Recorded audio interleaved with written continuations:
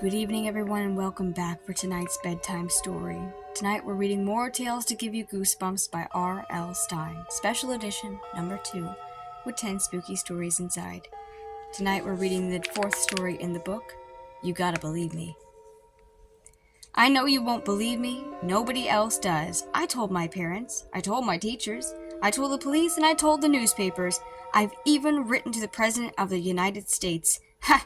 I might as well have told my pet turtle Mabel, which I think I did. I just saved the world from weird aliens from outer space. Uh-oh, I can almost hear you thinking. Weird aliens from outer space? This kid must be nuts. But I'm not. Really. The whole thing started because of flying saucers, and the flying saucers started because of the no TV rule. I must be the only kid in the entire world whose parents won't have a TV in their house. TV rots your brain, my dad says. There's plenty of other things to do. You don't have to sit in front of a box that tells you how to think, my mom insists. My parents are old hippies from the 60s. They believe that stuff, so the only TV I get to watch is at Robbie's house and at Melanie's house. They're my best friends. I try to catch the most popular shows so I don't sound like too much of a geek when everyone starts talking about them. But I don't watch much. To make up for the no TV, my parents bought me a telescope a few years ago. It was nice of them, I guess. They knew I liked reading science fiction and outer space stuff.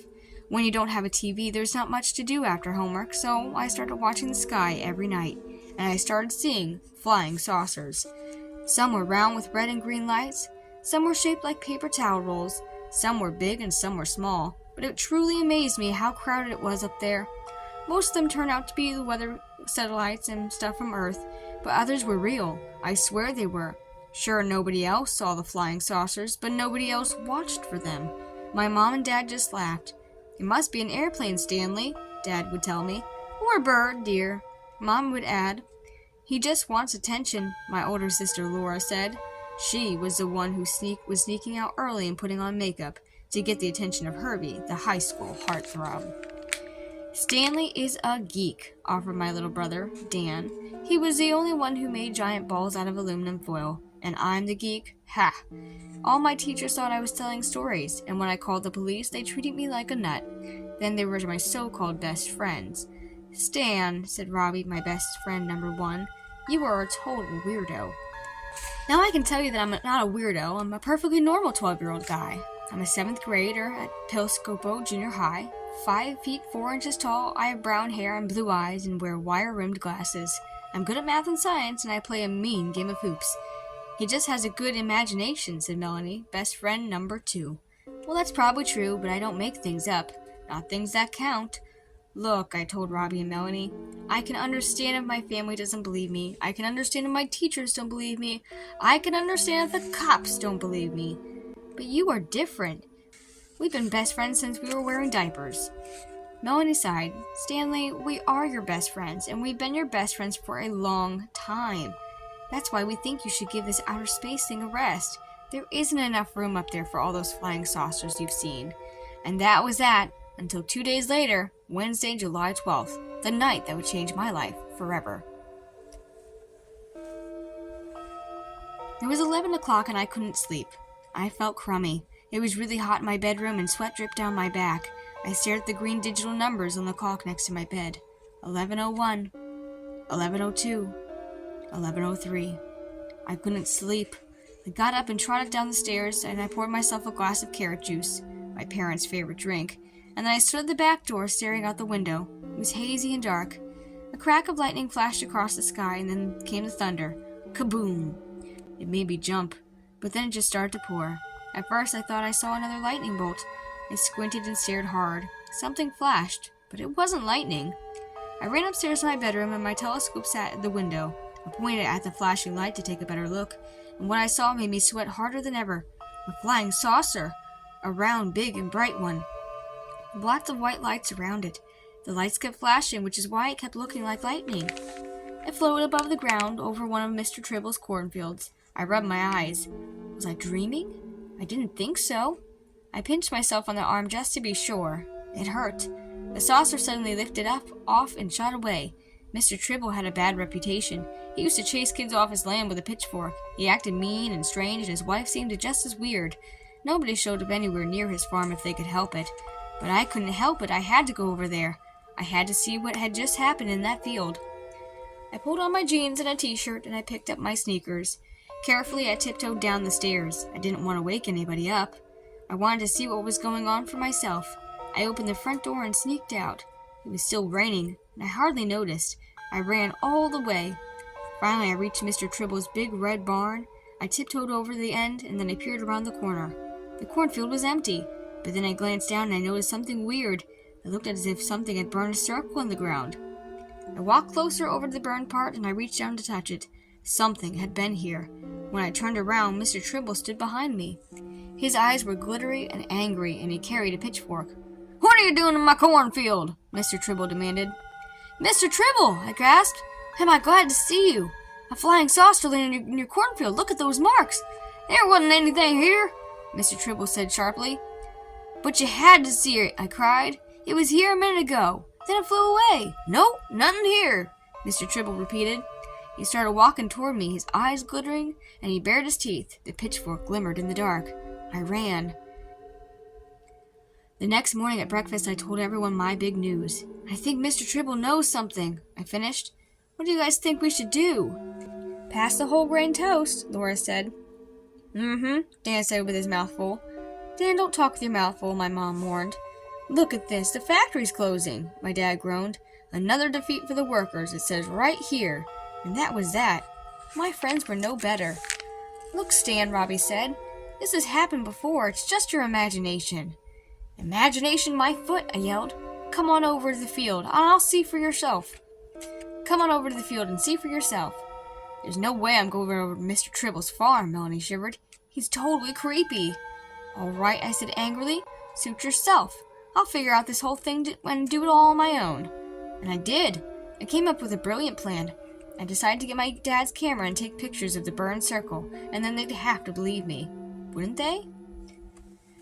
The next night I wore my clothes to bed. I pulled the covers up to my chin so my parents couldn't tell, and I had Dad's camera under my pillow. I was ready. I just had to wait until everyone fell asleep. I stared at the clock. 11:46, 11:47. I planned to leave at midnight. I looked out the window and then I looked up again. The spaceship slid down into Mr. Tribble's cornfield.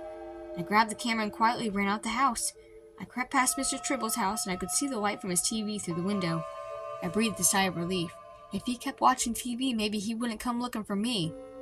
When I reached the barn, my heart practically stopped beating. The flying saucer stood there. It was much bigger than I thought. It was about as big as half a football field. It was bright and shiny, and there were stairs coming up to the center of it.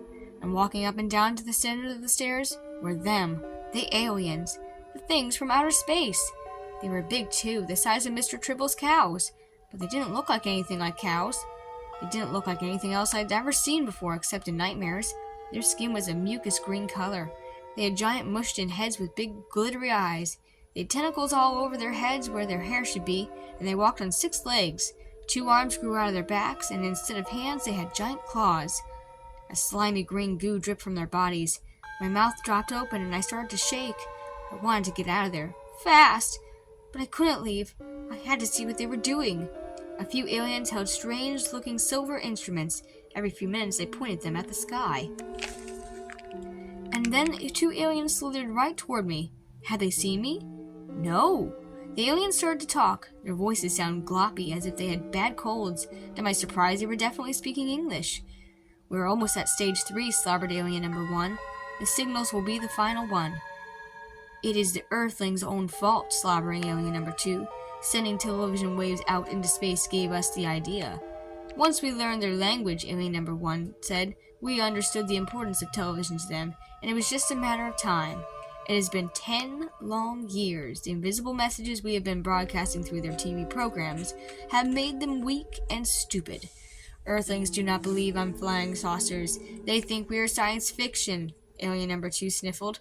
Maybe it was laughing. "This last message will finish them," alien number 1 continued. "They will not be able to resist. They will be helpless before us. They will simply give up." "When do we broadcast?" alien number 2 asked. "In exactly 20 Earth hours," alien number 1 answered. "We start at 8 o'clock tomorrow, what the Earthlings call prime time." I couldn't believe my ears. All these years, TV really had been weakening the human race, just as my parents had said. Maybe the no TV rule had been a good idea after all. The two aliens slithered away. Then I saw a big door open at the top of the spaceship. All the aliens stopped what they were doing and turned around to watch. I heard a whirling sound. A big silver dish rose out of the ship. It looked a lot like a TV satellite dish. And that's when I remembered the camera. I had to take some pictures. With my luck, they probably wouldn't come out, but I had to try. My hands were shaking so hard I almost couldn't work the buttons. When I had taken about 5 pictures, it happened. I felt a tickle in my nose. It grew and grew. I didn't want to make any noise, but I couldn't help myself. I sneezed. 5 aliens turned around and stared at the spot where I hid. Before I could move, they darted toward me.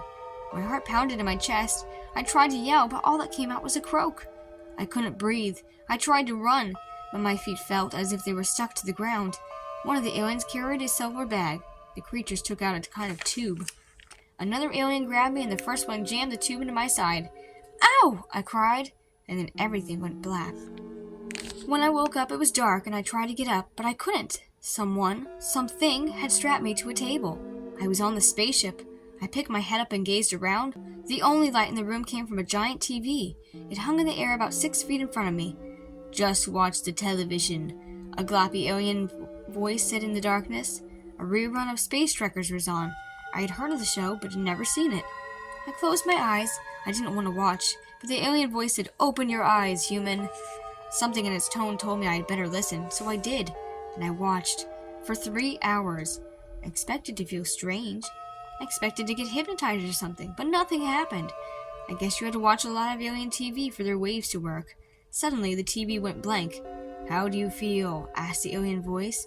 "Fine," I replied in a flat voice. I tried to sound hypnotized. "Good," said the voice. "Now go home. You have not been here. When we come, you will be ready." "I will be ready," I said again in my hypnotized voice. The next thing I knew, I found myself outside the spaceship. I wanted to run, but I thought it wouldn't be a good idea. I had to just pretend to wander away until the aliens spell. The next thing I knew, I found myself outside the spaceship. I wanted to run, but I thought it wouldn't be a good idea. I had to pretend to be under the alien spell, so I just strolled away slowly. Inside the house, I raced upstairs to my parents' bedroom. My legs were weak, my chest burned, and I could hardly breathe. "Mom, Dad, there's a flying saucer!" I gasped.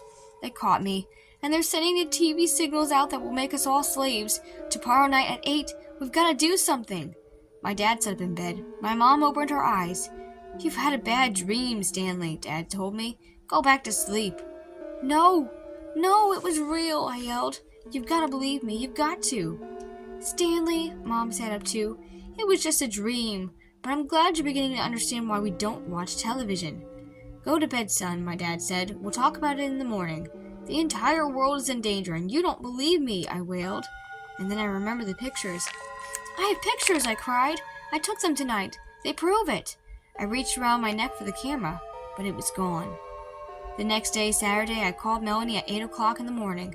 I think I woke her up, but I didn't care. I told her everything. "Ugh, Stanley." Melanie sounded unhappy. "This is really getting too strange. Could you just stop it?" "I can't stop it," I told her. "I'm telling you the truth." "Yeah, right," she muttered. When I called Robbie, it was the same story. "Sure, it happened," Robbie said.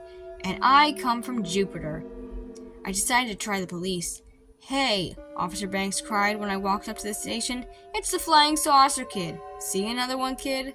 A couple of the other officers laughed, and I just stared at them. They wouldn't believe me either. I left the station, and I looked around. It was a normal sunny day, people walking around. No one knew what the aliens were about to do, that were about to take over the world. No one seemed to care. But I cared, and I had an idea. The aliens had built something to send out their weird waves. Maybe I could build something that would get in the way of them, so that they wouldn't reach anyone's TV set. Maybe I could build a mirror to reflect the alien waves back at them. I raced over to Robbie's house. "I need to borrow some money," I told him. "As much as you have." "How come?" he asked. "To save the world, of course," I told him. Robbie didn't believe me, but he did lend me some of the money. So did Melanie. They're pretty good friends. I raced over to the supermarket and I grabbed a cart, and I filled it with every single roll of aluminum foil in the store. When I got to the checkout, Mr. Barnes looked at me and blinked. "What do you want with all this foil, Stanley?" he asked. "Science experiment for school," I lied.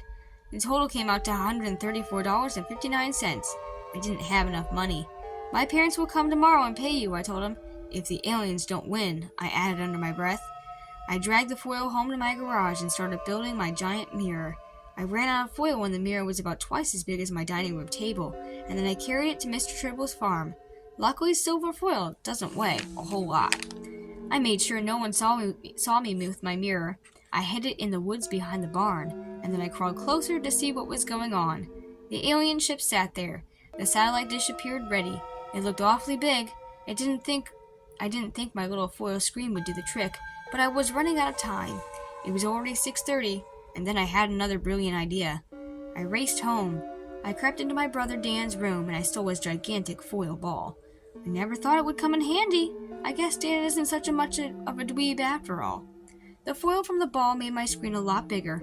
I still didn't know if it would work, but I had to try. I managed to haul the screen up to the high branches of the biggest maple tree, and from there I could see the alien satellite dish. I really hoped the aliens wouldn't see me, but they didn't seem to be around. Maybe they were in their ship getting ready. I pointed my screen in the right direction, and then I waited. At exactly 8 o'clock, a blue light came streaming from the alien dish, and I held my breath. The light hit my reflector and bounced right back to the alien ship. I waited. That's when the blue light went out, and I held my breath. The alien dish pulled back into the ship, and then the ship took off, straight up into the air. The last I saw of it, it was soaring toward the stars. I left the silver foil up there. I didn't know what happened to it. Mr. Tribble probably thought some kids were playing a joke on him, and then I went home. What was I supposed to do? Tell somebody? No way. Maybe the flying saucer will come back, but I doubt it. My guess is the aliens got a dose of their own medicine. They're probably flying through outer space right now watching reruns of I Love Lucy and slobbering all over each other. I saved the world from aliens, outer space. I saved the world from weird aliens from outer space, but no one will believe me. I finally did tell Robbie and Melanie a few days later, but they just asked for their money back. Then I tried to tell my parents one last time. I totally agree, my mom said.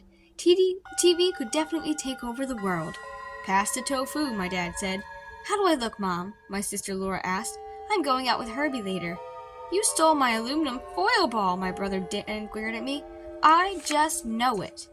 So that's the end of the story, unless the aliens come back, and I can get some pictures to prove that the whole thing happened. I spent a lot of time behind my telescope these days. Hey, over there! Did you see those flashing lights? It's back! Look, the alien ship is back! You believe me, don't you? The end.